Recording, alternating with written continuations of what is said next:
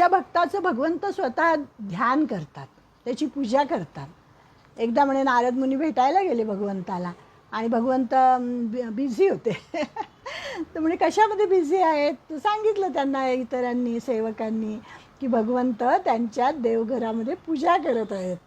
नारदाला आश्चर्य वाटतं. नारद मुनी म्हणतात, अरे भगवंताची आपण सगळी पूजा करतो, आपल्या देवारामध्ये भगवंताची मूर्ती असते आणि हा भगवंत कोणाची पूजा करतो, बघायला पाहिजे म्हणे एकदा. आणि म्हणून ते सरळ त्यांच्या देवघरामध्ये जातात नारद मुनी आणि भगवंताला विचारतात की भगवंता तुम्ही कोणाची पूजा करता हो. मग भगवंत म्हणतं पाहायचं आहे का तुला, हे बघ. मग बघितलं तर देवारामध्ये प्रल्हादाची मूर्ती, ध्रुव बाळाची मूर्ती, नारद मुनींची मूर्ती, अशा सगळ्या बली म्हणजे जे त्यांचे खरे खरे भक्त आहेत त्या सगळ्यांच्या मूर्ती भगवंताच्या देवाऱ्यात असतात आणि भगवंत त्यांची पूजा करत असतो. असं हे भक्ताचं कौतुक याच्यामध्ये सांगितलेलं आहे. अगा अर्जुना, या जगामध्ये तेच भक्त, तेच योगी आणि तेच मला निरंतर भजत असतात. तेच तीर्थ, तेच क्षेत्र, जगामध्ये तेच पवित्र, ज्या पुरुषांचा भक्तिकथेशी स्नेह असतो आम्ही त्याचे ध्यान करू, असं सांगतात भगवंत. ते आमची पूजन करण्याची देवता आहेत. त्यांच्या वाचून आम्ही दुसरे काही चांगले मानित नाही. त्यांचे आम्हाला व्यसन असते. आता व्यसन ही गोष्ट आपण वाईट समजतो, पण भगवंताला भक्ताचं व्यसन आहे असं सांगितलेलं आहे. ते व्हॉट्सअपवर कोणीतरी टाकलं आहे, रखुमाई रुसली. इतकी सुंदर आहे ती कविता की ती रखुमाई त्या भगवंताला काय काय करून देत असते. चला आता चहा घ्यायला, चला आता नाश्ता करायला, चला मी तुमच्यासाठी गरम गरम स्वयंपाक करते. आणि हा मात्र सतत त्या भक्ताच्या हाकेला हे करतो आणि जातो त्यांची संकट दूर करण्यासाठी. म्हणून आजच वाचलं मी की जनाबाईला मदत करायला जातो, नंतर त्या गोरोबा कुंभाराला मदत करायला जातो, तुकाराम महाराज, ज्ञानोबा माऊली, सगळे हे भक्त त्याला हाक मारत असतात आणि हा सारखा जात असतो. शेवटी रखमाई रुसून बसते की तुम्हाला त्या भक्तांचीच फार आवड आहे म्हणे, मी येणारच नाही जा आता. असं त्यांनी सांगितलं आहे की त्या भगवंताला भक्ताचं व्यसन आहे, तेच आमच्या ठेव्याची खाण आहेत. फार काय सांगावे, ते आम्हाला भेटतात तेव्हाच आम्हाला समाधान वाटते. परंतु अर्जुना, जे पुरुष प्रेमळ भक्ताची कथा गातात ते पुरुष आम्ही आपले श्रेष्ठ दैवत समजतो. छान एकदम ज्ञानेश्वरीतलंच हे सगळं वर्णन आहे. त्याच्यानंतर ईश्वर कसा असतो, औदार्य हा गुण असतो त्याच्याकडे, उदारता. अशा या भगवंताचे औदार्य लोकविलक्षण आहे. भगवंताच्या औदार्याची स्तुती करताना अर्जुन म्हणतो की जाणत्यात आणि नेणत्यात तू नित्य नवा आहेस, तुझा उदारपणा स्वतंत्र आहे. द्यायला लागला की हा योग्यही बघत नाही, अयोग्यही बघत नाही, एकदा उदार झाला की सगळ्यांनाच देऊन टाकतो असं सांगितलं आहे. मोक्षासारखी पवित्र वस्तू पण तीसुद्धा तो आपल्या शत्रूला सुद्धा देतो. म्हणजे मोक्ष मिळण्यामध्ये खरं तर कठीण आहे. आता आपण पूर्ण गीता वाचली, त्याच्यामध्ये काय आहे की मोक्ष किती दुर्लभ आहे म्हणून सांगितलेलं आहे. पण जे तुझ्या चरणांची सेवा करतात मग ते विरोध भक्तीने का होईना त्यांनासुद्धा तू मोक्ष दिलेला आहे. शिशुपाल, किती शिव्या दिल्या होत्या शिशुपालाने, त्याला किती दूषणं दिली होती, पण शेवटी शिशुपालाला मारलं तेव्हा त्याची जी ज्योत होती, प्राणज्योत, ती भगवंताच्याच हृदयात जाऊन मिळालेली आहे. पुतना राक्षसी ते विष घालून स्तनपान करायला आली होती, विष लावून आपल्या स्तनांना, पण मातेचं कार्य ते स्तनपान करणं, त्यामुळे तिला मातेची गती दिलेली आहे. म्हणजे असं ते सांगतात की शेकडो प्रकारच्या वाईट शब्दांनी तुझा पाण उतारा ज्या शिशुपालाने केला त्यालासुद्धा तू स्वरूपाच्या ठिकाणी जागा दिलीस. उत्तानपादाच्या मुलाला म्हणजे ध्रुवाला आढळपद दिलेलं आहे. नंतर अनेक सगळ्या अजामिळाने नारायण नारायण म्हटलं. खरं तर आपल्या मुलाला हाक मारलेली होती, पण नारायण हे नाव भगवंताचं असल्यामुळे भगवंत उदार अंतःकरणाचे आहेत आणि त्यालासुद्धा मोक्ष दिलेला आहे. भृगु ऋषींनी लाथ मारली परंतु तीसुद्धा भक्त म्हणून भक्ताचं लांछन म्हणून आपल्या छातीवर मिरवलेली आहे. म्हणजे शत्रू असूनही तू अजून त्याच्या शरीरास म्हणजे शंखासूर राक्षस, त्यालासुद्धा तो शंख त्याने हातामध्ये मिरवलेला आहे. म्हणजे अपकार करणाऱ्यावरही उपकार करणारा असा हा भगवंत आहे. दान मागून घेऊन बळीचा द्वारपाल झालेला आहे. अनेक उदाहरणं त्यांनी दिलेली आहे या ठिकाणी. असा हा ईश्वर असतो, उदार अंतःकरणाचा. औदार्य हा गुण आहे त्याच्यामध्ये. म्हणजे 6 गुण सांगितलेले आहे. यश, श्री, औदार्य, ज्ञान, वैराग्य, ऐश्वर्य, हे 6 गुण सांगितलेले आहे. म्हणून त्याला भगवान असं म्हणतात. आपण षडरिपू लक्षात ठेवतो बघा, पण षडगुण लक्षात ठेवायला पाहिजे. भगवान का म्हणतात? भग म्हणजे 6 गुणांचा समुच्चय आणि वान म्हणजे धारण करणारा. या 6 गुणांना धारण करणारा म्हणून तो भगवान. आणि तशीच भगवती, भगवतीचं आत्ताच आम्ही कौतुक सगळं पाहिलं आहे देवी भागवतामध्ये. तर ती भगवती, तर या भग म्हणजे 6 गुणांचा समुच्चय तिच्याकडे पण असतो. आणि यश, श्री, औदार्य, ज्ञान, वैराग्य, ऐश्वर्य, तर तो ऐश्वर्य हा गुण आहे ना, तो आत्ता आपण इथे पाहिलेला आहे. उदारता, सद्गुण, सद्गुण तर असतात अनेकच आहेत भगवंताकडे. षड ऐश्वर्य संपन्न आत्ताच पाहिलं आपण. उत्तम प्रकारचे हे 6 गुण त्याच्याकडे असतात आणि म्हणून त्याला भगवंत असं म्हटलेलं आहे. दुर्लभत्व, हा परमात्मा दुर्लभ आहे मिळायला, स्वाभाविकच आहे. पण हा योग्यांना सापडत नाही, वेदांच्या अर्थाला सापडत नाही. ध्यानी कितीही ध्यान लावून बसले तरी हा त्यांना आकळत नाही. पण हा भक्ताला मात्र आकळतो असं सांगितलेलं आहे.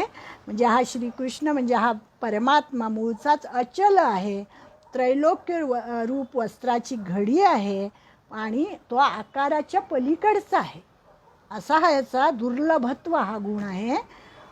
व्याप्ती आणि अधिकारी, ज्ञानेश्वरांनी भगवंताच्याच मुखातून भगवंताची व्याप्ती सांगितलेली आहे, त्याचा अधिकार स्पष्ट केलेला आहे की हे स्थावर जंगम हे सर्व जे जग आहे, जे जग मायेच्या पोटात साठतं, ती माया श्रम पावल्यानंतर, आता काम करून करून थकली ती माया आणि मग विश्रांतीला येते. तर ती विश्रांतीला येते म्हणजे कुठे येते? तर ती परमगती मीच आहे. ती ज्या ठिकाणी विश्रांतीला येते तो म्हणजे हा परमात्मा आहे, ते म्हणजे हे चैतन्य तत्व आहे.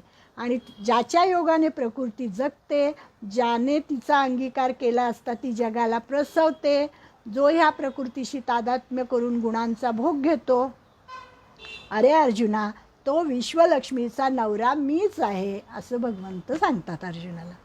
या सर्व त्रैलोक्याचा धनी मी आहे. आकाशाने सर्वत्र सर्व ठिकाणी राहावे, वाऱ्याने क्षणभरही स्वस्थ राहू नये. हे सगळे कोणामुळे? हे सगळं भगवंतामुळे. अग्नीने जाळण्याचे काम करावे, पाण्याने वर्षाव करावा, डोंगरांनी आपले आसन सोडू नये, स्थिर राहावे, समुद्रांनी आपली मर्यादा उल्लंघन करू नये, पृथ्वीने सर्व प्राण्यांचा भार व्हावा. हे सर्व माझ्या आज्ञेने चालते, भगवंताच्या आज्ञेने.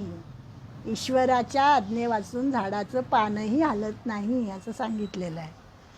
मी हलवल्याने जगाचा प्रवर्तक प्राण आपले काम करू शकतो.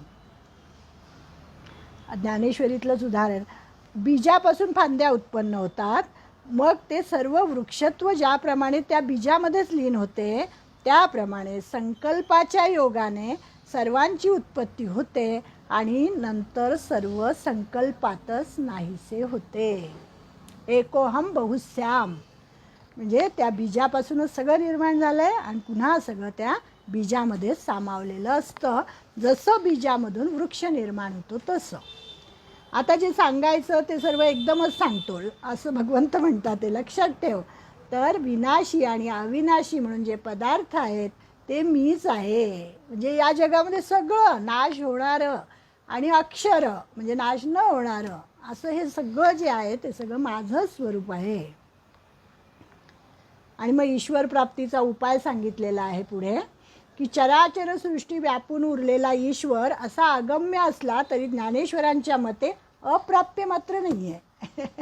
म्हणजे आधी सगळं अवघड अवघड अवघड सांगितलं की आपल्याला वाटतं की अरे बापरे काय आहे, आपण काही याला ऐकीचे नाही आहोत असं वाटतं.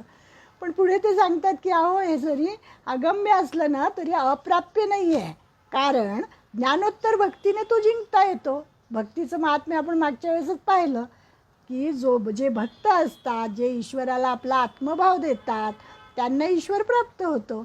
यांनी भक्ताच्या या आत्मभावाचे अतिशय सुंदर वर्णन केलेले आहे की ओव्याच वाचते मी जरा.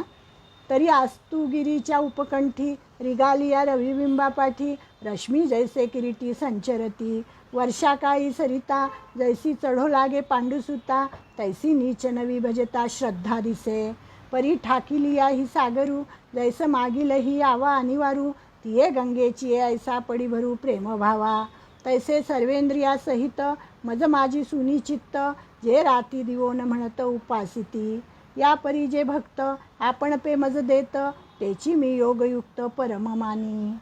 आता याचा अर्थ काय बघू आपण. अस्ताचलाच्या समीप सूर्य गेल्यानंतर सूर्यबिंबाची किरणे जशी त्याच्या मागूनच जातात. पावसाळ्याचं पाणी वाढतं त्याप्रमाणे ईश्वराचे भजन करताना ईश्वराच्या भक्ताचे ईश्वराविषयीचे प्रेम नित्य नवे दिसते आणि वाढतही जाते. म्हणजे ईश्वराची भक्ती करणारा जो भक्त असतो त्याचं ईश्वराविषयीचं प्रेम जशी नदी त्या सागराला भेटण्यासाठी उत्सुक असते त्याप्रमाणे वाढत जातं. पावसाचं पाणी जसं वाढतच जातं. जसं किरण म्हणे त्या सूर्याच्या पाठीमागनं जातात म्हणजे अस्त झाल्यानंतर, तसा हा भक्त असतो की हा भक्त जो असतो हा इतका अनन्य असतो त्या परमेश्वराविषयी. गंगा नदी समुद्राला प्राप्त झाल्यानंतर जसा मागील पाण्याचा अनिवार लोट येतच राहतो त्या गंगेसारखा ज्याच्या प्रेमभावाला जोर असतो तसेच जे रात्रंदिवस सर्व इंद्रियासहित ईश्वराच्या स्वरूपी दृढ अंतःकरण ठेवून ईश्वराची उपासना करतात. थोडक्यात काय की आपला आत्मभाव जे परमेश्वराला देतात. त्यांचं वेगळं अस्तित्वच नसतं. मी कोणी आहे म्हणून नाहीच तर परमेश्वरच. एकनाथ महाराज तसे होते, तुकाराम महाराज, सगळे संत तसेच होते. त्यांचा दास झालेला असतो तो ईश्वर दास म्हणून रामदास. रामदासांचं नाव होतं नारायण. नारायण ठोसर हे त्यांचं नाव होतं. पण कोणी त्यांना त्यांचं नाव विचारलं तर ते सांगायचे रामदास, मी या रामाचा दास आहे. आणि पुढे ते रामदास स्वामीच झाले. ईश्वराला अनन्य भक्ती आवडते. अनन्य भक्ती करणारे भक्त मोक्षाला सुद्धा तुच्छ मानतात. मोक्षपद तुच्छ केली या कारणे आम्हा जन्म घेणे युगायुगी. ते म्हणतात नको आम्हाला मोक्ष वगैरे काही, पुन्हा पुन्हा जन्म दे आम्हाला, असं सांगितलेलं आहे.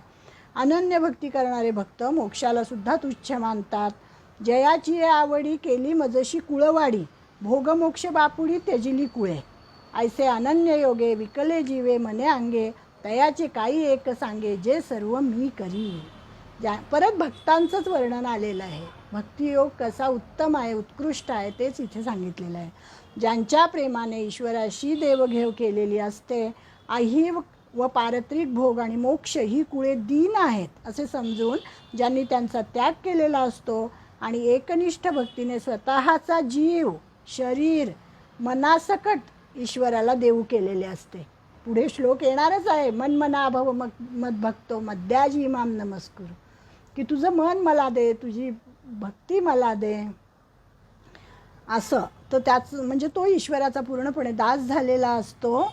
आणि असा हा भक्त मन आणि बुद्धी ईश्वराच्या ठाई कायमची राहिल्यावर ईश्वर आणि भक्त वेगळं राहणारच नाही ना, द्वैत राहणारच नाही, ते अद्वैतच होऊन जाईल.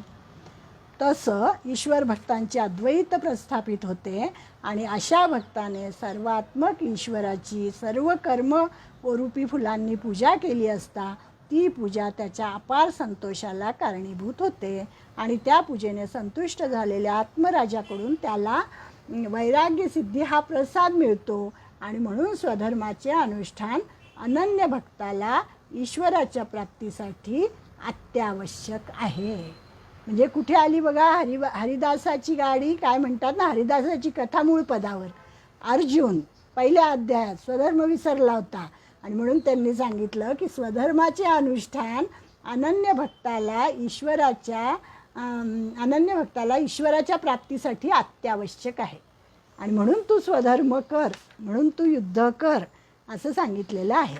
तर आपण आता मायेविषयी पाहिलं, ईश्वराविषयी पाहिलं. अजून थोडंसं ईश्वराबद्दलचं आहे ते आपण पुढच्या वेळेस पुन्हा कंटिन्यू करू. असा हा झालेला भक्तियोग अतिशय सुंदर होता 18व्या अध्यायातल्या. म्हणजे 18व्या अध्यायाचं खरं नाव आहे मोक्ष संन्यास योग, पण जास्तीत जास्त भक्ती याच्यात कशी सांगितलेली आहे शेवटी ती या ठिकाणी आपल्याला दिसते. अतिशय आनंद होतं, मन उल्लसित होतं, प्रसन्न होतं. तुम्हालाही तसंच वाटलं असेल असं मला वाटतं. झालेली सेवा आपणा सर्वांच्या चरणी अर्पण करते, परमेश्वराला नमस्कार करते आणि मी या ठिकाणी थांबते. ओम तत्सत श्री कृष्णार्पणमस्तू.